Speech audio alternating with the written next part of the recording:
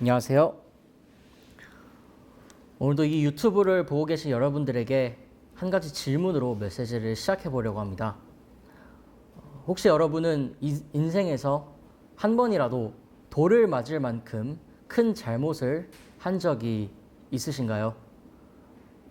여러분의 자신의 잘못으로 사람들에게 둘러싸여 비난받고 숨고 싶을 만큼 부끄러운 상황에 서보신 적이 있으신가요?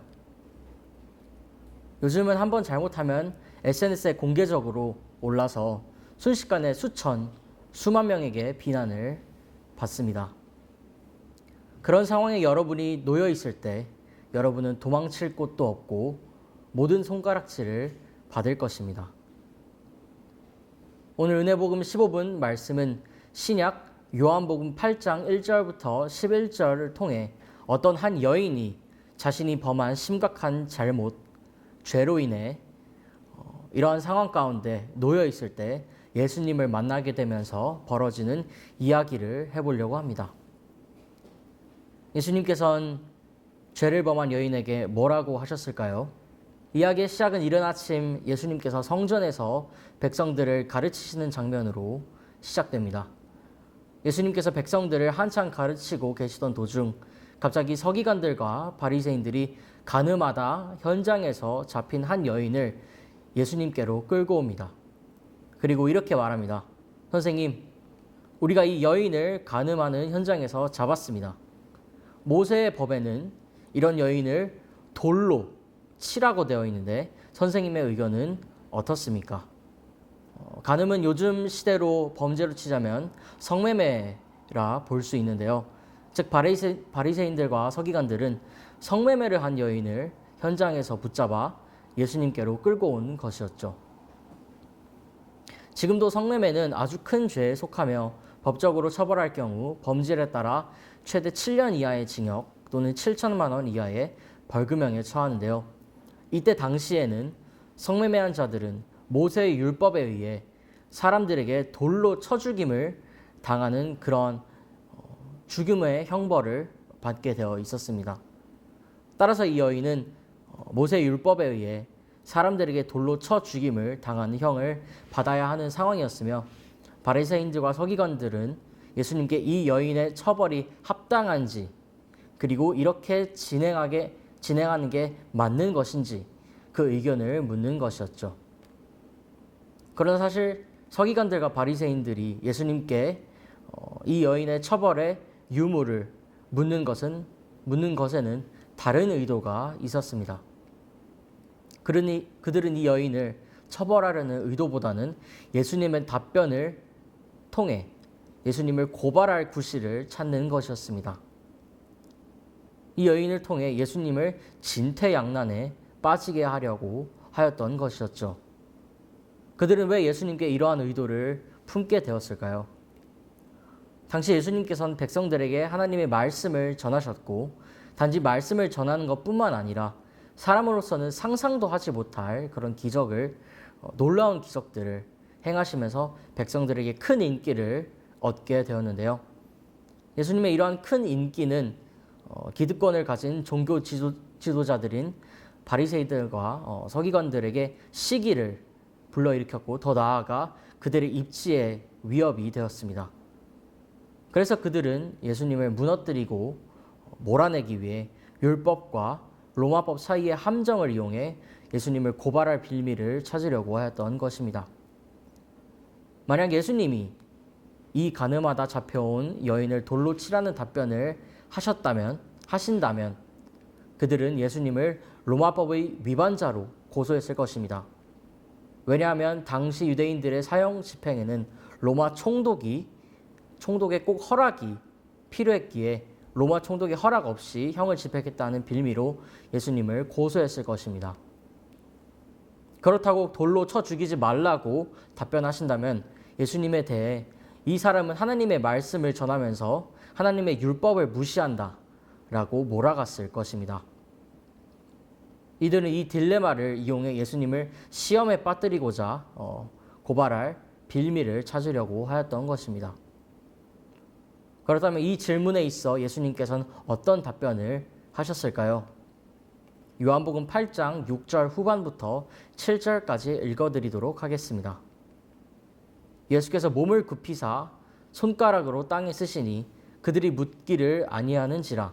이에 일어나 이르시되 너희 중에 죄 없는 자가 먼저 돌로 치라 하시고. 예수님은 그들의 질문에 아무 말씀 없이 몸을 굽히시고 땅에 무엇인가를 쓰셨습니다. 성경 본문에는 예수님께서 이때 정확히 무엇을 땅바닥에 쓰셨는지 기록되어 있지는 않았으나 중요한 것은 예수님께서 성급히 판단하거나 행동하지 않으셨다는 것입니다. 그리고 일어나셔서 단 한마디 하셨습니다. 너희 중에 죄 없는 자가 먼저 돌로 치라. 예수님께서는 로마법과 율법, 양쪽 법의 딜레마를 넘어서는 차원의 답변을 주십니다. 예수님의 이 답변은 단순한 지혜로운 대답이 아니라 죄 앞에 모든 사람을 서게 만드는 답변이었습니다. 그 자리에 있던 모든 사람의 양심을 찌르는 답변이었습니다. 양심의 가책을 느끼는 답변이었습니다. 왜냐하면 성경이 여기 있는 사람들에게 그리고 우리들에게도 명확히 말하고 있기 때문입니다. 기록된 바 의인은 없나니 하나도 없으며 로마서 3장 10절 말씀. 모든 사람이 죄를 범하였음에 하나님의 영광에 이르지 못하더니 로마서 3장 23절 말씀. 그러므로 한 사람으로 말미암아 죄가 세상에 들어오고 죄로 말미암아 사망이 들어왔나니 이와 같이 모든 사람이 죄를 지었으므로 사망이 모든 사람에게 이르렀느니라. 로마서 5장 12절 말씀. 예수님의 답변은 율법의 본질인 죄의 자각을 상기시키고 로마법 문제를 회피하게 하며 사람들로 하여금 자신들이 죄 없는 자가 아닌 죄가 있는 자라는 양심을 찌르고 자신을 돌아보게 하는 답변이었습니다. 그래서 이 답변을 들은 바리새인들과 서기관들을 포함한 모든 사람들, 어른으로 시작하여 젊은이까지 모두 양심에 찔려 하나둘씩 그 자리를 떠나게 됩니다. 그리고 잠시 뒤 예수님과 가늠하다 잡혀온 여인 이렇게 둘만 남게 됩니다. 예수님께서는 여인에게 묻습니다. 너를 고발하던 그들이 어디 있느냐? 너를 정죄한 자가 없느냐? 여인이 대답합니다.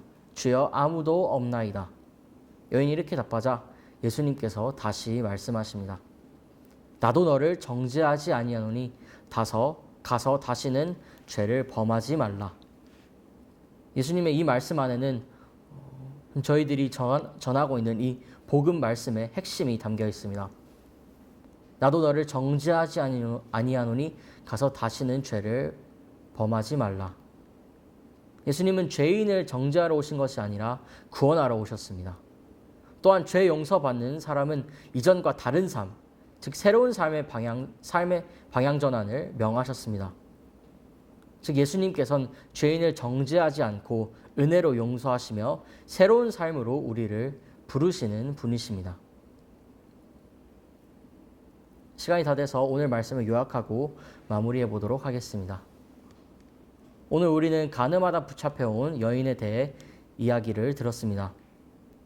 예수님 앞에 서 있는 이 여인은 가늠하다 현장에서 붙잡혔으며 세상 모두가 손가락질하고 돌을 들고 쳐 죽이는 그런 형벌 상황에 놓여 있었으며 본인 스스로는 아마 큰 수치와 두려움 가운데 있었을 것입니다.